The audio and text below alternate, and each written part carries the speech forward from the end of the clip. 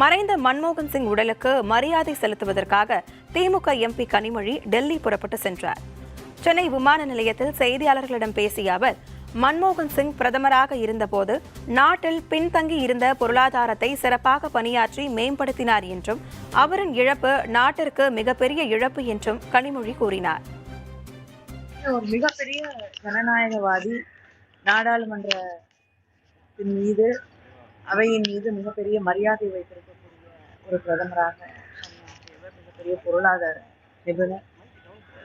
இந்திய பொருளாதாரத்தை, உலக பொருளாதாரம் சரிந்து கொண்டிருந்த நேரத்தில் கூட நிலைநிறுத்தி காப்பாற்றிய அளவிற்கு பொருளாதாரத்தில் மிகப்பெரிய நிபுணராக இருந்திருக்கக்கூடிய நம்முடைய முன்னாள் பிரதமர் திரு மன்மோகன் சிங் அவர்களுடைய மறைவு என்பது நாட்டிற்கு மிகப்பெரிய இழப்பு. அவரை இழந்து வாழக்கூடிய அவரது குடும்பத்தினருக்கும் நண்பர்களுக்கும் என்னுடைய ஆழ்ந்த இரங்கலை தெரிவித்தார்.